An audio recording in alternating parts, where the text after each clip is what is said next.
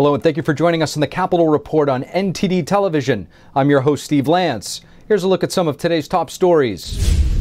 Another $1.3 billion to Ukraine. How will your tax money be spent, and why is President Biden asking Congress for more? With a second round of military aid totaling in the billions being sent to Ukraine, should these aid packages be being discussed by Congress before being sent overseas to fund the Ukrainians' war? We'll take a look. A new filing with the Securities and Exchange Commission shows that Elon Musk has secured $46.5 billion to buy Twitter. That's up from the $43 billion bid earlier this month. Twitter has not responded to the offer. We'll have more on Musk's most likely next move.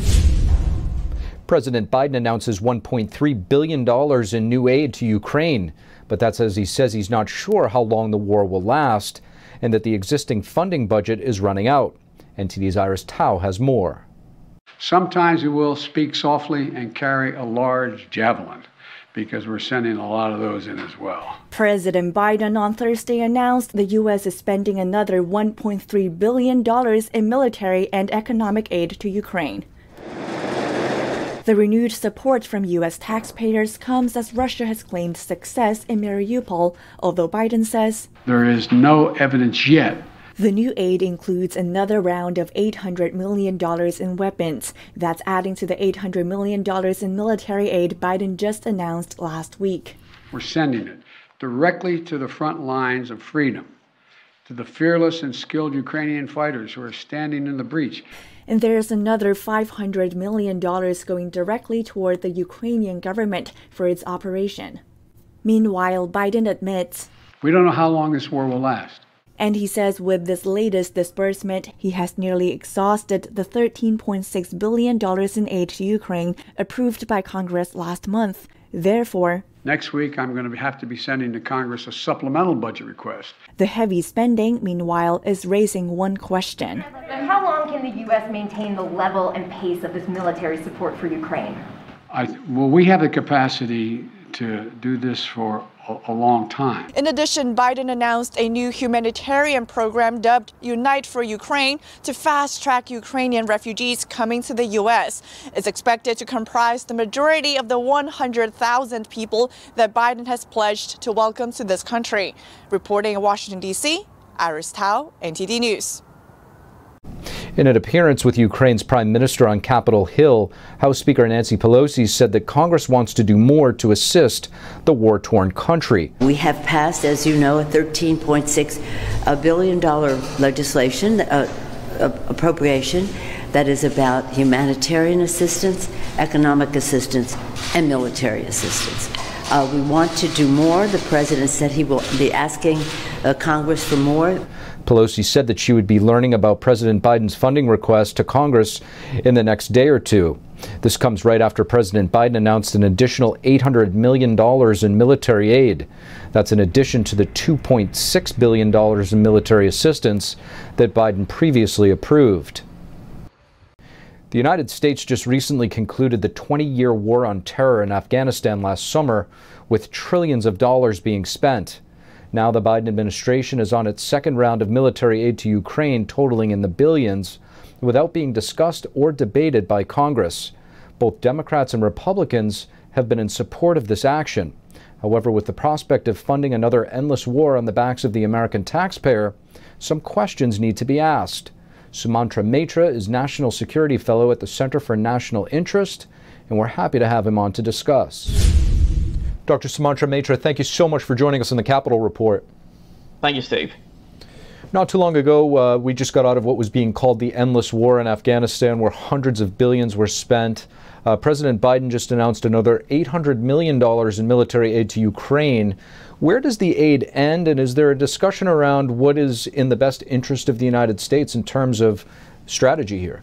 Yeah, I think you're absolutely right. I mean, there are three things to consider here. Number one, what is the objective and end game of us giving so much aid to Ukraine? I mean, if the strategy is to bog down Russia and continue the war, then that's one thing. Then the president should come out and say that to the American people, that yes, we don't really care about, you know, the continuation of the war, but we are just going to essentially bleed Russia in Ukraine. But that is a valid strategy, but it is not being clear.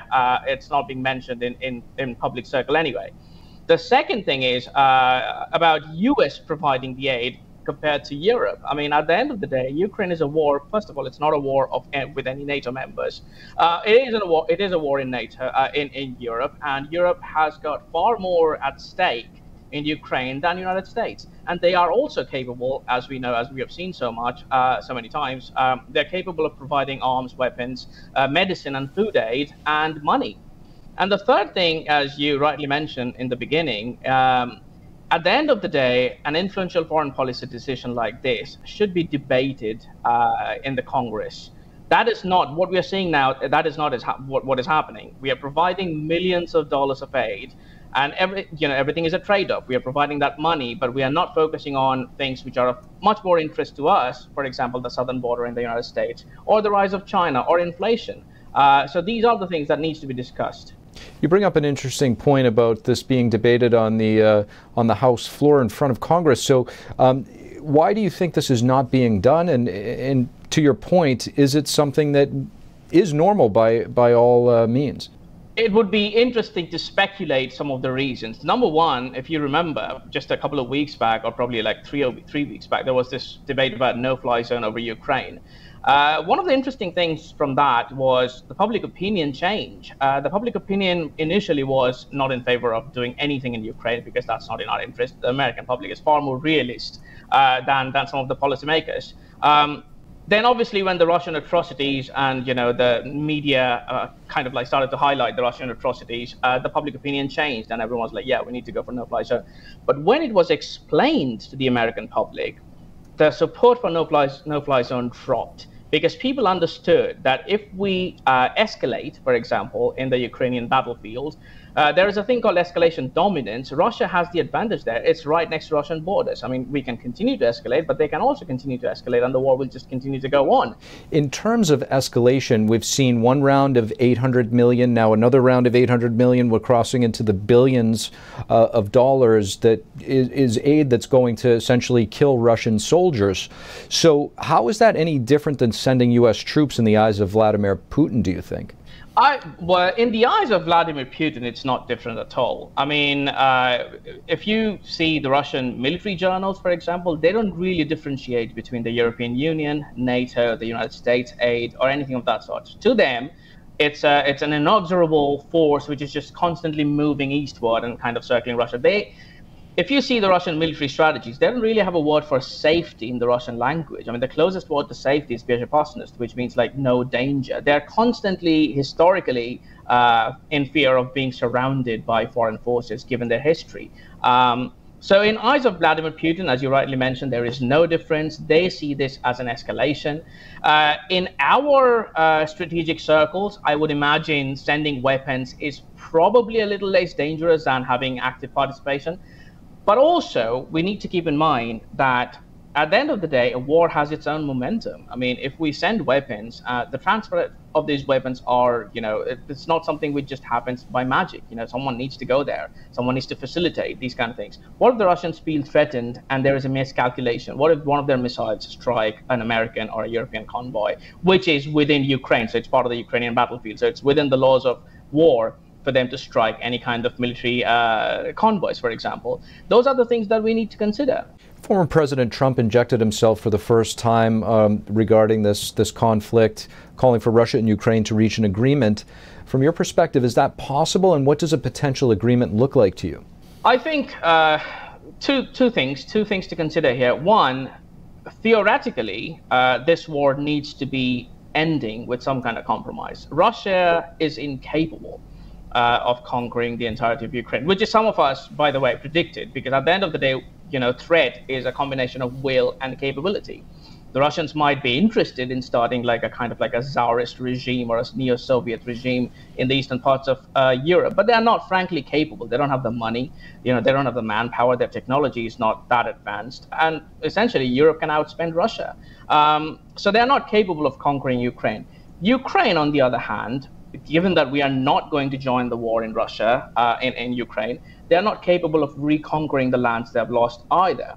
So essentially, this thing is going to continue bleeding. Like in international relations, a compromise only happens when both the sides understand that they have got no option other than a stalemate, and that the best option that they can have is to have kind of a compromise position where no one would be happy, relative gains. Both sides would have to kind of give up something. Russia would have to give up some of their denazification rhetoric, which they've already kind of dropped, and Ukraine would have to give up their hopes of getting some of the territories back. So President Trump is right in a way that there needs to be a compromise. But so far, both Russia and Ukraine think that they can't change the balance of power in the region. So I don't think a compromise is coming anytime soon. Dr. Sumanshu Mehta, thank you for joining us. Thank you so much, Steve. Elon Musk has prepared $46.5 billion to buy Twitter. About $21 billion will come from him, and the other $25.5 billion will come through loans enabled by Morgan Stanley and other banks. Musk now owns 9% of the social media company. After Musk, Morgan Stanley is one of Twitter's biggest shareholders. Twitter is not replying to Musk's offer to buy the company. Musk is going around Twitter's board and going to shareholders directly with a tender offer. That means he will offer to buy their shares from them directly at a negotiated price. And CNN has announced today that their new streaming service, CNN Plus, will shut down just 1 month after it started. The streaming service was launched on March 29th, but will formally close on April 30th. CNN Plus reportedly struggled to garner subscribers, and new management decided to just cut the service. The service included former Fox News host Chris Wallace, who left Fox News specifically to join this new platform, as well as former MSNBC host Casey Hunt and CNN reporter Sarah Seidner. Vaccine mandates have reached the southern border. Anyone entering the U.S. is required to have the shot, and if they don't, the United States government will be providing them one. We'll tell you the details. Plan on taking an airplane in the near future? With confusion over the rescinding of the CDC mask mandate, some folks can't keep up with it all. We speak to Texas Public Policy's Matt Miller to get some clarity on the current masking policy on public transportation. No more special treatment for Micky Mouse. The Florida State House voted to take away Disney's operational autonomy.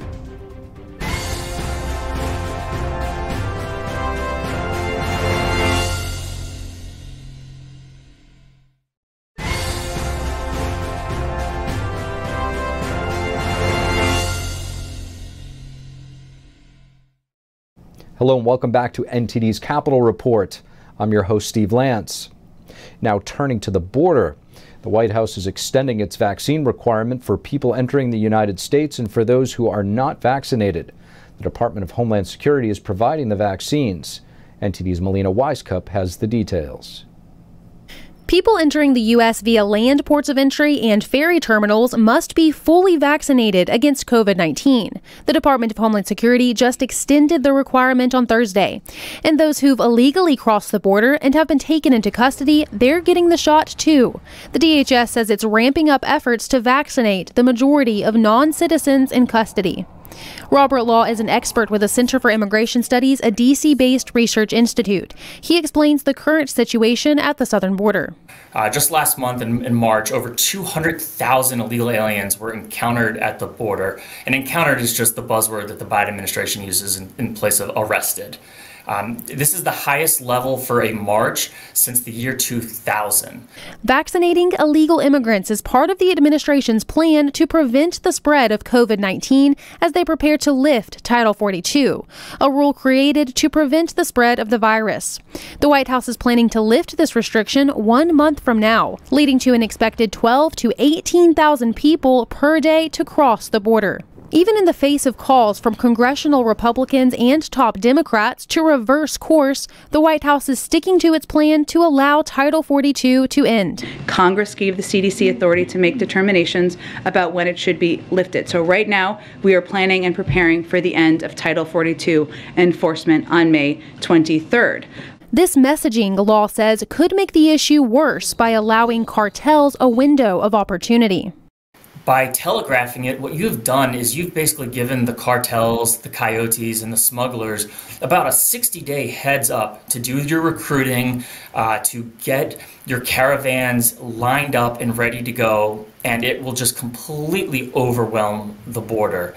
And this is compounded by the thousands of Ukrainian refugees who have also made their way to the southern border and are now waiting to enter the U.S. And to prepare for this expected border surge, Congress gave the DHS a historic amount of money this year, over $1 billion. But the DHS says this may not be enough and they might have to ask Congress for even more.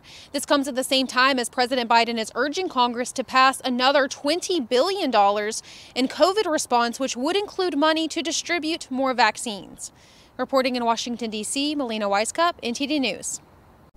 A group of over 300 pilots and flight attendants is asking an appeals court to declare the federal mask mandate on airplanes permanently illegal. And United Airlines CEO Scott Kirby said today that the mask mandate for flights is not likely to return. On Monday, a federal judge in Florida struck down the mandate, which had been in place since February of 2021. In their appeal to keep the mask mandate away, airline workers say that TSA cannot issue a health directive that has nothing to do with transportation security. They're arguing that the mandate by the TSA violates federal safety regulations. They also argued that airplane cabins, which are now equipped with a high degree of air filtration, pose a low risk of spreading the Chinese Communist Party virus. As the dust continues to settle from the federal judge's order in Florida ruling that the CDC's mask mandate on public transportation is unconstitutional, there are some folks that are still confused.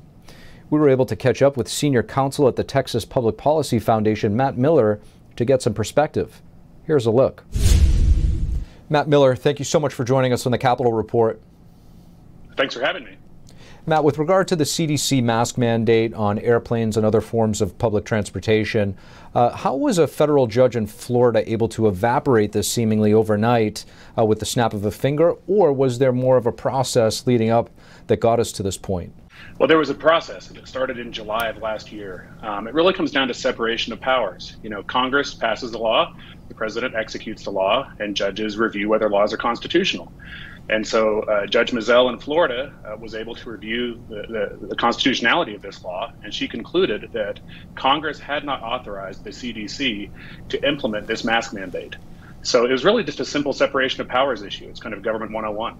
Now, Matt, if the DOJ appeals this judge's ruling, what is the likelihood that the mandate will be reinstated? So DOJ has indicated they're going to appeal.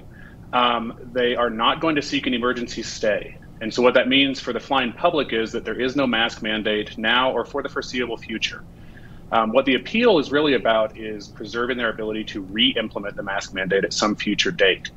And so if they are successful and they convince the 11th Circuit Federal Court of Appeals that Judge Mizell ruled incorrectly, then at some future date, they'll be able to say, okay, you have to wear planes on masks again under this statute that we were using the first time. Has the CDC given any clear guidance as to what thresholds they're looking at for when they'll officially drop these mandates? No, we haven't seen any metrics or any guidelines at all. Like I say, they have decided not to seek an emergency stay of Judge Mizell's order, so they're obviously comfortable with the flying public not being forced to mask at this time. It's likely that they would want to impose some kind of a metrics-based system going forward. But as the judge in the ruling said, that's really for Congress to decide. It's not for the CDC to decide. We're a government of enumerated powers, and Congress has not granted this agency the authority to do this. And so if they want to do it in the future, they need to go back to Congress and get that authority through a duly enacted law.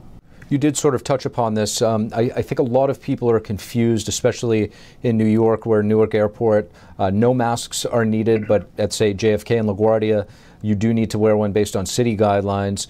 For now, is it safe to say that once you're in the air, you're not required to wear a mask, but you may be subject to each city's rules once you are actually on the ground? Yeah, that's a very fair summary of where things stand. Obviously, an airline as a private business would have the ability to require people to wear masks, but to our knowledge, none of them are continuing to do that at this point. They've all indicated that they're happily dropping the mandates. So yeah, if you're in the air, no masks. If you get to the airport, check and see whether or not that municipality or that locality is requiring one. Matt Miller, thank you. Thanks very much. A memo from Senator Bernie Sanders' 2020 presidential campaign manager has been circulating. It implies that the two-time Democratic presidential candidate has not ruled out a third run for the White House. The memo was first reported by the Washington Post and then confirmed by Fox News and was shared on Twitter. It has been confirmed that Sanders' former campaign manager followed up by saying that the senator has not ruled out another run for president if the 2024 Democratic presidential primary seat is open. Sanders just recently turned 80 years old. Walt Disney World might not be the happiest place on earth today. Florida's State House today passed a bill to end Disney's operational autonomy around its Orlando parks. The same bill passed the Florida Senate on Wednesday and has support from Governor Ron DeSantis. The legislation would dissolve Disney's self-governing status around its Orlando parks.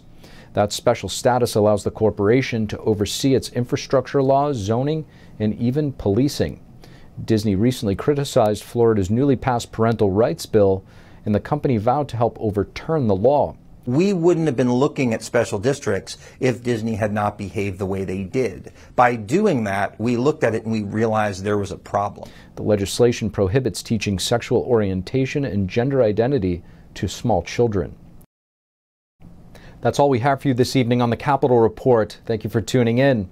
Don't forget to check out our Capitol Report podcast, available on your preferred platform. Once again, thank you for joining us. I'm your host, Steve Lance. Have a great evening, and we'll see you tomorrow.